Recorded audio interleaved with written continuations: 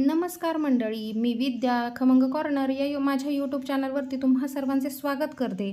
तर आजच्या व्हिडिओमध्ये आपण पाहणार आहोत की 2 सप्टेंबर रोजी आलेली आहे सोमवती अमावस्या. यालाच आपण पिठोरी अमावस्या म्हणून ओळखतो आणि याच दिवशी शेवटचा श्रावणी सोमवार देखील आहे. तर याच दिवशी आपण जिवतीचं उद्यापन करणार आहोत. जे आपण शिवामूठ व्रत करतो, 5 सोमवार आपण जे केलेलं आहे त्याचं उद्यापन करायचं आहे आणि काय विशेष नैवेद्य या दिवशी आपण दाखवायचं आहे याविषयीची माहिती आजच्या व्हिडिओमध्ये आपण पाहणार आहोत. तर व्हिडिओ स्किप न करता शेवटपर्यंत पहा. चॅनलवर नवीन असाल तर चॅनलला सबस्क्राईब करा आणि बेल आयकॉन प्रेस करा म्हणजे कोणताही व्हिडिओ स्किप होणार नाही. चला तर मग आजच्या व्हिडिओला आपण सुरुवात करूयात. श्रावण महिना सुरू झाला की आपण दर सोमवारी शिवामूठ शिवपिंडीवर अर्पण करत असतो. श्रावणी सोमवारी आपण जिवतीचं पूजन करतो आणि ह्यालाच आपण नागनरसोबा देखील म्हणून ओळखलं जातं. तर ही जी आपण दर शुक्रवारी करतो जिवतीची पूजा, तर याचं उद्यापन आपण अमावस्येला करायचं आहे. शिवामूठचं जे व्रत करतो म्हणजे आपण दर सोमवारी शिवपिंडीवर जे शिवामूठ वाहतो त्या व्रताचं देखील शेवटच्या सोमवारी आपण उद्यापन करायचं असतं आणि विशेष 2 नैवेद्य दाखवायचे असते. तर आपल्याला कालसर्पदोषातून मुक्ती मिळण्यासाठी आपण शिवपिंडीवर वेगवेगळे पदार्थ वाहत असतो. त्यातलाच हे जे एक पाणी आहे ते बनवायचं आहे. त्याने देखील आपल्या विविध समस्या दूर होतात. तर आज आपण याची माहिती पाहणार आहोत. आपण 5 श्रावणी सोमवार शिवमुठीचं व्रत करणार आहोत. पहिल्या श्रावणी सोमवारी आपण तांदूळ शिवामूठ अर्पण केली. दुसऱ्या श्रावणी सोमवारी आपण तीळ शिवामूठ अर्पण केली. तिसऱ्या श्रावणी सोमवारी आपण मूग ही शिवामूठ अर्पण केली. चौथ्या श्रावणी सोमवारी आपण जव ही शिवामूठ अर्पण केली आणि येत्या 5व्या आणि शेवटच्या श्रावणी सोमवारी आपण सातू ही शिवामूठ अर्पण करणार आहोत. आणि या शिवामूठ अर्पण करण्यामागे आपले वेगवेगळे जे शिवशंकरांची जे मुठभर धान्य आहे ती वाहण्याची प्रथा आहे. यालाच आपण शिवामूठ म्हणतो. शिवामूठ वाहिल्याने शिवशंभू प्रसन्न होतात आणि आपल्या इच्छा पूर्ण करतात. या दिवशी आपण विशेष उपवास करतो. शिवशंभूंची आपल्यावरती कृपा प्राप्त व्हावी. बेलपत्र अर्पण करतो, जल अर्पण करतो, दूध अर्पण करतो. त्याचप्रमाणे आपण वेगवेगळे अभिषेक करतो. काही जण मधाचा अभिषेक करतात, कोण मोहरीच्या तेलाने अभिषेक करतं, कोण ऊसाच्या रसाने अभिषेक करतं. तर आपल्या ज्या इच्छा असतात त्या वेगवेगळ्या ज्या पूर्ण होण्यासाठी आपण वेगवेगळ्या पदार्थांनी अभिषेक करतो. त्यामुळे हे जे आपण अर्पण केलेल्या गोष्टी आहेत ते भोलेनाथ स्वीकार करतात आणि आपली कृपादृष्टी भक्तांवर ठेवतात. त्यामुळे हे जे शंकराला आपण फक्त मुठभर धान्य वाहतो त्यालाच आपण शिवामूठ म्हणतो आणि त्याच्यामुळे आपल्या ज्या वेगवेगळ्या इच्छा आहेत त्या पूर्ण होतात.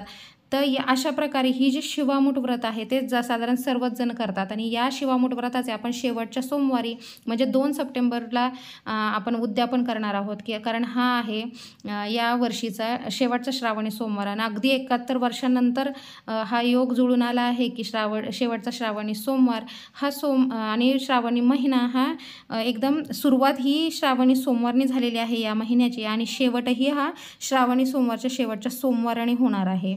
आता आपण पाहूयात की असा कोणता पदार्थ आहे की तो आपण शिवपिंडीवर अर्पण करायचा आहे. हे व्रत करताना आपण कोणता नैवेद्य शिवभगवानांना दाखवायचा आहे. तर आपल्याला पितृदोषातून आपल्याला मुक्ती मिळवायची असेल, वेगवेगळ्या समस्या असतील, अडचणी असतील, दोष असतील, यातून जर मुक्ती मिळवायची असेल तर आपण घरामध्ये किंवा आपण जर मंदिरात जाऊन शिवशंभूंच्या पिंडीवर अभिषेक करायचा असतो तेव्हा हा उपाय अवश्य करायचा आहे. या दिवशी सकाळी आपण लवकर उठायचं आहे. आपल्या घरातलं सगळं स्वच्छता करायची आहे. आपल्याला शक्य असेल तर घरात उंबरठ्यावर हळदीचं लेपन करायचं आहे. शिवशंभूंची पूजा आराधना जर आपण मंदिरात जाऊन करणार असू तर आपण एक पूजेचं ताट तयार करायचं आहे. त्याच्यामध्ये अवश्य भस्म ठेवायचं आहे. आपण शिवशंभूंना हळद कुंकू अर्पण करत नाही याची विशेष काळजी घ्यायची आहे. त्याच्यानंतर आपण बेलपत्र घ्यायचं आहे. शक्य असेल तर बेलाचं फळ घ्यायचं आहे, धोत्र्याचं फूल घ्यायचं आहे, पाणी किंवा जे दूध असतं ज्याने अभिषेक करणार आहोत त्या वस्तू घ्यायच्या आहे. काही जण पाण्याने अभिषेक करतात, दुधाने अभिषेक करतात, पंचामृताने अभिषेक करतात. तुपाचा दिवा अवश्य लावायचा आहे. त्याच्यानंतर आपण तांदूळ अवश्य घ्यायचे. या दिवशीची शिवामूठ जी सातू आहे ते घ्यायचे आहेत आणि असे आपण मंदिरात हे ताट तयार करायचे. जर आपल्याला शक्य नसेल मंदिरात जाणं तर घरच्या घरी आपण शिवशंभूंची आपली जी पिंड असते आपल्या प्रत्येक देवघरामध्ये असते तर देवांची यथासांग पूजा झाल्यानंतर आपण शिवपिंडीला जलाभिषेक करायचा आहे, पंचामृताने अभिषेक करायचा आहे. त्याच्यानंतर दुग्ध अभिषेक करायचा आहे. पुन्हा आपण पाण्याने अभिषेक करून असं आपण जर आपल्याकडे जर गळती पात्र असेल तर त्याने आपण सतत पाण्याची धार शिवपिंडीवर वाहायची आहे.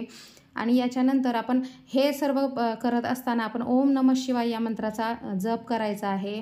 आणि हे झाल्यानंतर आपण शिवपिंड स्वच्छ करून एखाद्या तांब्याच्या किंवा पितळेच्या आपण जे ताट असेल, प्लेट असेल त्याच्यामध्ये आपण ठेवायचे आहे. याच्या अवतीभोवती फुलांनी सजावट करायची आहे.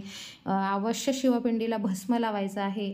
आणि आपण या शिवपिंडीवरती अवश्य आपल्याला शक्य असेल तर एक पाणी छोटंसं फुलपात्रामध्ये पाणी घ्यायचं आहे. याच्यामध्ये एक कापूर तोडून टाकायचा आहे आणि या कापूर मिश्रित पाण्याने आपण शिवपिंडीला पुन्हा अभिषेक घालायचा आहे. याच्यामुळे आपल्या बऱ्याच साऱ्या समस्या दूर होतात, दोष अडचणी दूर होतात. विशेष म्हणजे पितृदोष आपला दूर होतो.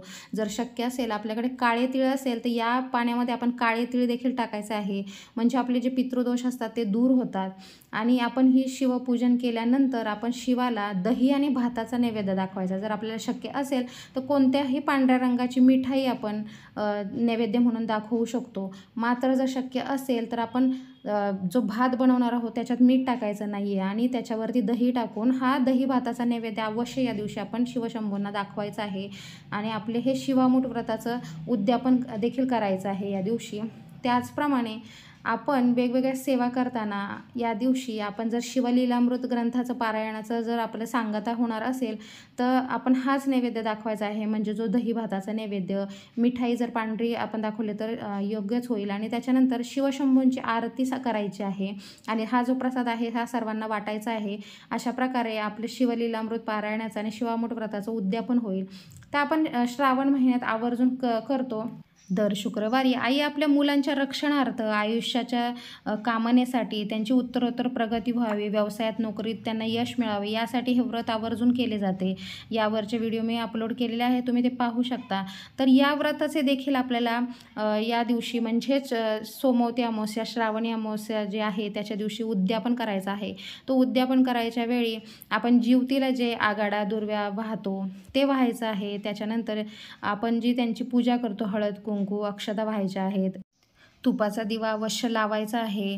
त्यानंतर आपली जी कहाणी असते जिवतीची ती म्हणायची आहे किंवा आपण ऐकली यूट्यूबला तरी चालू शकेल. त्यानंतर आपण जी जिवतीची आरती आहे याचे व्हिडिओ मी अपलोड केले आहे, तुम्ही ते पाहू शकता. तर जिवतीची आरती करायची आहे आणि आपल्या मुलांच्या रक्षणार्थ आपण देवीला प्रार्थना करायची आहे की हे देवी, तुझे महिनाभर मी जे पूजन केलेले आहे त्या कार्यासाठी आपण केले आहे की ज्या इच्छेने मी ते तुमचे पूजन केले आहे तर त्या इच्छा माझ्या पूर्ण हो, माझ्या मुलांना बुद्धी येवो, त्यांची उत्तरोत्तर प्रगती हो, त्यांचं रक्षण तू कर आणि माझ्या मुलांच्या ज्या काही इच्छा असतील त्या पूर्ण कर. अशा प्रकारे आपण देवीला आवाहन करायचं आहे. या दिवशी आपण शक्य असेल तर आपल्याला जर शक्य असेल तर आपण तांदळाच्या खिरीचा नैवेद्य अवश्य दाखवायचा आहे. याने ही जी जरा जिवंतिका माता आहे ती प्रसन्न होते. त्यामुळे हा नैवेद्य आपण शक्य असेल तर करायचा. नाही तर कोणताही पांढऱ्या रंगाचा मिठाईचा पदार्थ जरी आपण नैवेद्य म्हणून दाखवला तरी चालू शकेल. तर अशा प्रकारे हे जे जिवती व्रत आपण करतो याची आपण सांगता अवश्य अमावस्येच्या दिवशी करायचं आहे. आणि जो कागद आपण चिटकवलेला असतो देवघरावरती तर तो अवश्य या दिवशी म्हणजे अमावस्येला, आपली अमावस्या दुसऱ्या दिवशी संपणार आहे 3 सप्टेंबरला. तर त्या अगोदर आपण हा कागद देखील आपल्या देवघराच्या इथून किंवा भिंतीवरून काढून टाकायचा आहे. कारण भाद्रपद महिन्यामध्ये आपण हा कागद पाहत नाही किंवा त्याचं आपल्याला दर्शन घ्यायचं नसतं. तर त्यामुळे अवश्य या गोष्टी आपण करायच्या आहेत. अशा प्रकारे 2 सप्टेंबर रोजी आपण जे येणारा शेवटचा श्रावणी सोमवार आहे त्या दिवशी शिवामूठ व्रताचं उद्यापन करणार आहोत. त्याचबरोबर जिवतीचं जे पूजन करतो त्याचं देखील उद्यापन करणार आहोत. या दिवशी जे नैवेद्य सांगितले आहे ते अवश्य आपण दाखवायचे आहे. पिंडीवरती आपण जे कापूर मिश्रित पाणी आहे त्याच्यामध्ये थोडेसे काळे तीळ टाकून ते वाहायचं आहे. त्यामुळे आपल्या सर्व इच्छा पूर्ण होतील, पितृदोष दूर होईल. जिवतीच्या उद्यापन पूजनाने देखील आपल्या मनोकामना सर्व पूर्ण होतील.